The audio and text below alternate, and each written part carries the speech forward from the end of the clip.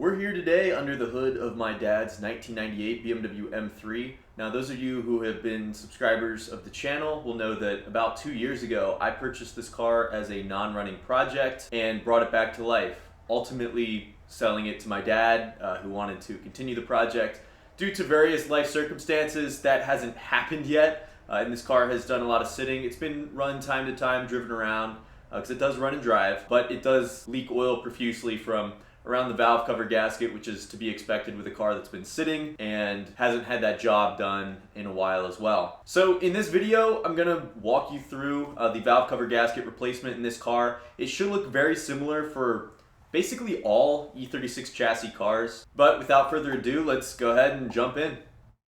So the first step to this job on basically any BMW is to remove these two beauty covers, and to do that I recommend using a 90-degree pick. You can also use a flathead screwdriver or something, but just to reach in here and pop these little panels out, and those give you access to two 10mm bolts on this panel here that is covering your injectors, and then two 10mm nuts that hold this panel in place. We're missing one down here, it's alright. So I'd start with the top one here because it overlaps a little bit.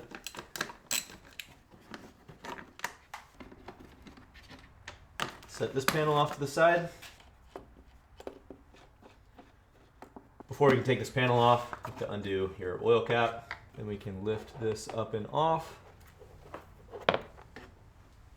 Set that off to the side. Now for the meantime, I always put the oil cap back on just to avoid accidentally dropping anything in there or getting dirt or dust down in that low cavity. All right, so our next step is going to be to remove all of the injectors. They all unclip with these little metal prongs here. If you need, you can wedge a flathead in there and pry to pop them up because they can get stuck. Then all the plugs just pull straight back like this. And all of the bolts holding these in are 10mm as well.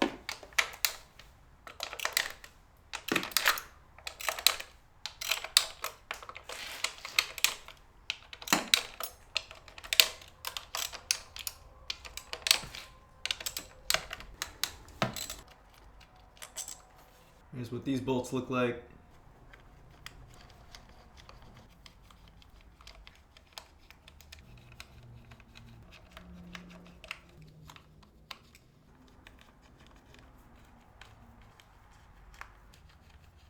So one last thing before pulling these out, it can be good to number your coils, especially if you're experiencing something like a misfire and you're doing this job to try to address that, because it might be the coil packs themselves and not the actual oil. In this case, all of these coil packs are essentially brand new, but it's good to know which cylinder they came out of just in case.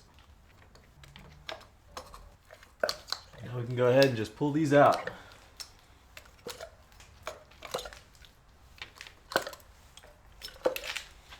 Alright, so next up we have to remove this harness from the valve cover. We'll get to that in just a second. First thing we need to do is remove this ground strap right here. Now that is actually a little 8mm. Take the nut, take the strap off, and there we go. Alright, so next step is a little bit tricky, and that's going to be unclipping this housing. First, it's good to identify where the little clips are. There's one here, one here, one here, here, and then one more on the end down here. So they kind of alternate sides, they zigzag. I'd recommend starting at one end. So I'll start here and work that clip out like that. So that's the bottom side.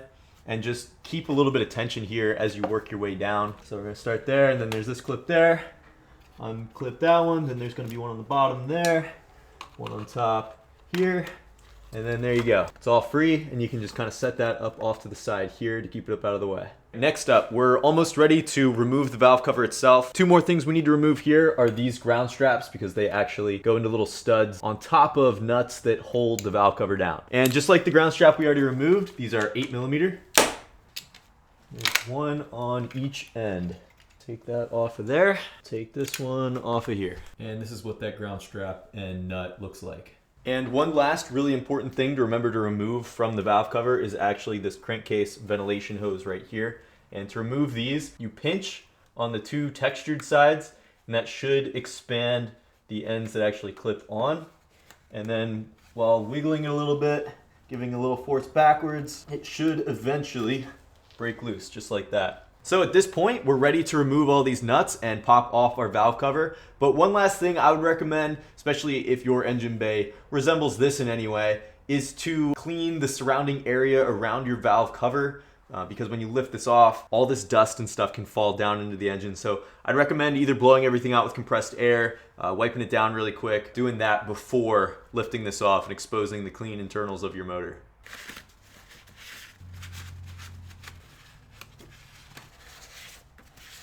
Now we're going to go ahead and start removing these nuts. These are nuts that thread onto studs. They are all 10 millimeter, and I'm just going to work my way around.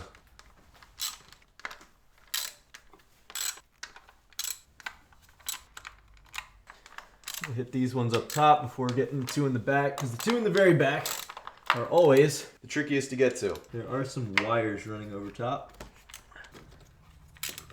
All right, so they're all started, and then you have 1, 2, 3, 4 down the middle here. Start from the back since we're there. 2, 3, and 4. There we go. Now I should be able to remove all these by hand. So this is our first one out. This is generally what they're all going to look like. It's this nut with a washer and then a grommet underneath.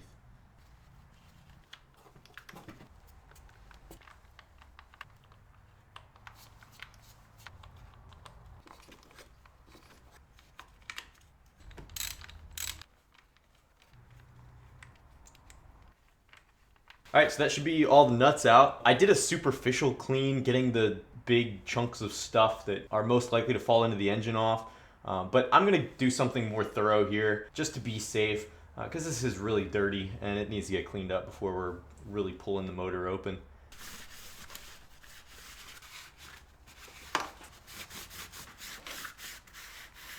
All right, I feel a little bit better about that, especially getting the stuff clean from up here. So I'm gonna go ahead and see how stuck on there this thing is.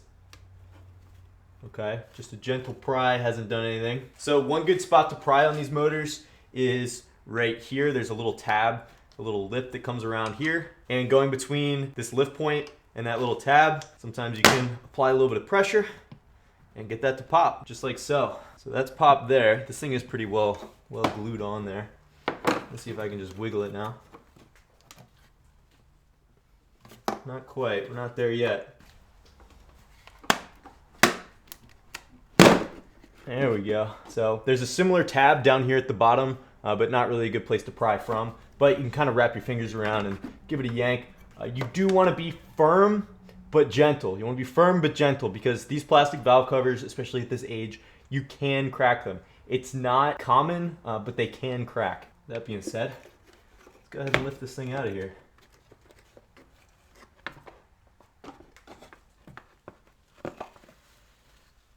These wires that we're wrapping around the valve cover, they hook in behind the valve cover itself right here. Just make sure you unhook those. We'll lift this out. So now's a good time to look into your valve train, just do a general inspection on that. You can remove this cover here. This covers your intake cam. Also make sure that you didn't drop anything or lose anything into here, and make sure that all of the bits of old seal came off with your valve cover. Looks like we didn't quite have that happen here.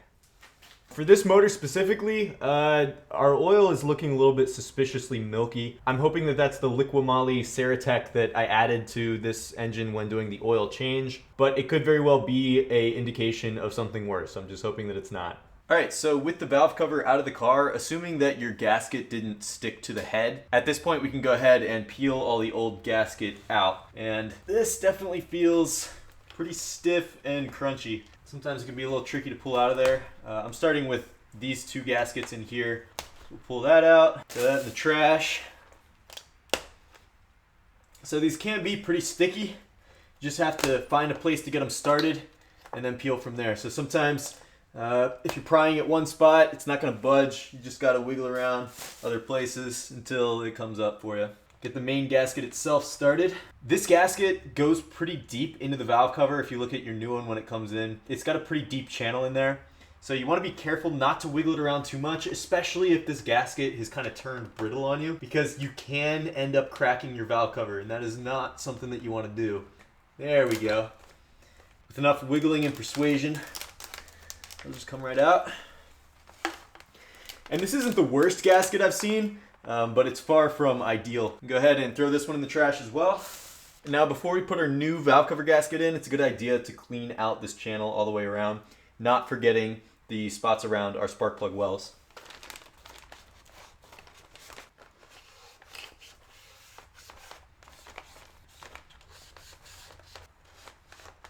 There we go.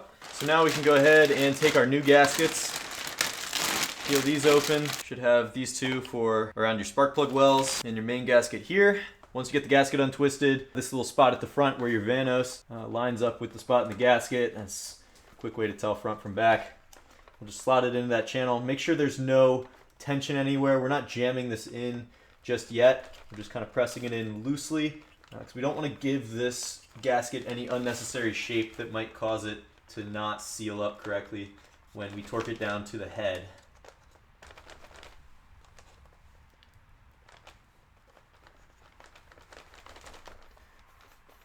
Should just sit in there like that. We'll get these two, making sure that our bolt holes are lining up. That one that way, this one that way. There we go. Now we can set our valve cover to the side. Because the next thing we're gonna wanna do is freshen up our old hardware with new gaskets. So we're simply gonna take one of the nuts, we're gonna peel the gasket off. That's this part here. So we have nut, washer, gasket. Throw the old gasket in the trash. And we're gonna make sure that our nut still has the washer on it. And we're gonna take our new gasket with this little ridge going down towards the end of the nut and just squishing it on there like that. Then you gotta do it for all 15 or however many there are. Alrighty, that's our last one. So there's two more things we have left that we have to do up here on top of the engine before installing our valve cover. And that is going to be, firstly, cleaning the mating surface all the way around, making sure there's no residual RTV or sealant or anything like that. Especially up here where the upper timing cover meets the head, and back in the two, they'll be referred to as half moons. They're the little dips that line up with the camshafts on the back of the head there. And those are the two places that you'll usually find RTV and that we will be applying RTV, which is the second step, which is going to be applying that sealant immediately prior to sticking the valve cover back on. So starting out, I'm just gonna scrub all the way around. This is just a rag with some brake clean on it. So where there's collections of RTV on the head, you might have to get a razor blade. Be really, really careful not to score the surface with the blade because that can lead to small leakages. But we're just gonna run all the way around everywhere where it's nice and silver and clean and just get this prepped so that we don't have any leaks.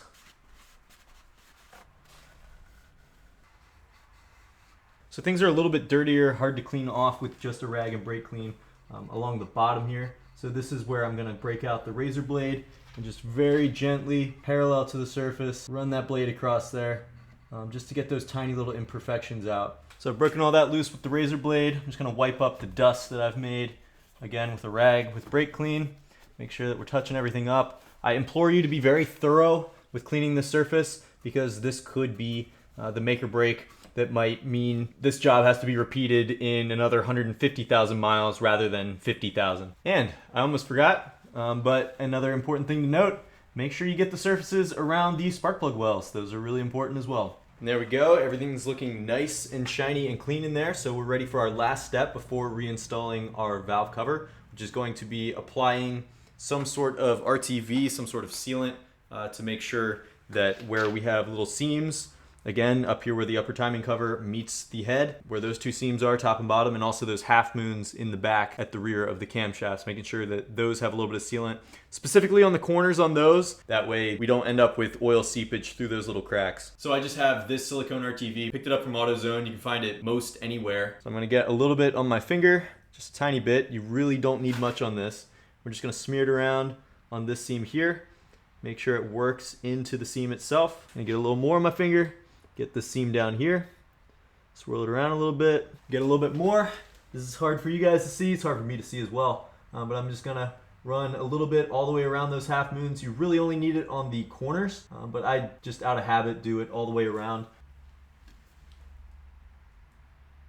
Alrighty, I think I'm satisfied with that. So at this point, I'm gonna take our valve cover with our new gaskets installed and making sure that the gasket doesn't fall out at all. I'm gonna slot it up in here.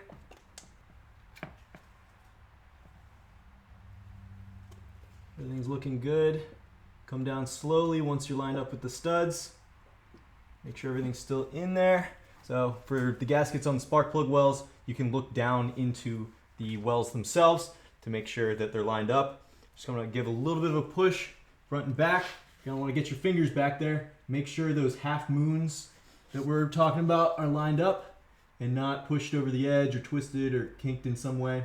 We're feeling good. We're feeling good all the way around. So another thing you're gonna wanna check at this point is make sure that these two wires that ran around the backside of the valve cover are not pressed up in there, they're not pinched, and you can, at this point, just kind of slot them back into that little groove that they were riding in, the little channel. And if the clips up here that I removed, if those came off for you, you can reinstall those at this time just to keep them out of your way. But at this point, we can go ahead and start threading our nuts back on with our new gaskets that we just installed. Now we're not snugging these up, we're not torquing them, anything like that. We're just getting them started at this point. I'll walk you through the torquing procedure in just a moment. All right, so now we have these 4 nuts that we need to install down the middle here along where our spark plugs are. And these are a little bit different because we had, if you remember, these ones with the studs. So we have 3 with studs, and we have 4 nuts. So it goes stud, stud, no stud, and then stud, and the very last one in the back. All right, so now we're ready to torque these down. So these do have a torque spec, and that spec is 10 Newton meters or approximately 89 inch-pounds. And a lot of people say to just do these hand tight, but a lot of these gaskets also start leaking again within the next 10 to 20,000 miles. And I think there might be a correlation between those two statistics. I have a very strong feeling that getting these all evenly torqued is a key to having these gaskets last just that little bit longer. And so starting out, I'm going to torque in an X pattern, working my way outwards, and I'm going to start by torquing them all to 5 Newton meters. I'm not going to worry about these until I've gotten all the outside ones.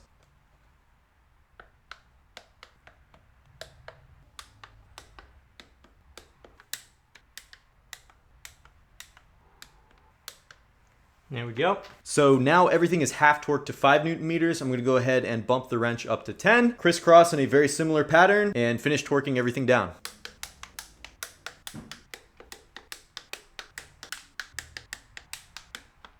Alrighty, everything's torqued to spec. So now we can go ahead and take the harness for our coil packs, and we're just gonna clip it right back into place. Yeah, feels good. Now we can go ahead and remount our ground straps, starting with the one that comes from the harness itself to this stud right here. Tighten that down with our 8mm. We have this strap here, making sure that the angle that this bends lines up with the hole that our coil pack mounts up with. And then this last one all the way in the back. Then we can go ahead and drop our coils back in. Then we can redo these plugs. So these little clips lift up, plug goes in, and then as you press that metal clip back down, it pulls the plug the rest of the way in. Then we can go ahead and start threading the bolts back in.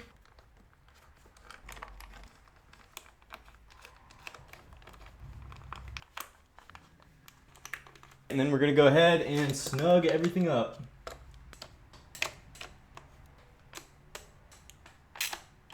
And one more important thing that we really don't want to forget is this vacuum hose right here. Connect that back up till it clicks. There you go. Let's snap back in. Now we can go ahead and throw our beauty covers back on, and then we'll be done.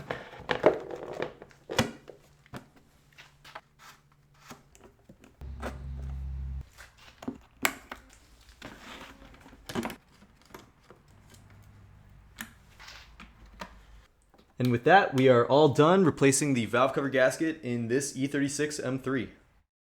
So that's everything it takes to replace the valve cover gasket in your E36 M3, or frankly any E36 for that matter. They all should look very similar regardless of what engine is in the car. But thank you for watching. If you found this video helpful, be sure to like and subscribe. And until next time, I'll catch you guys in the next video.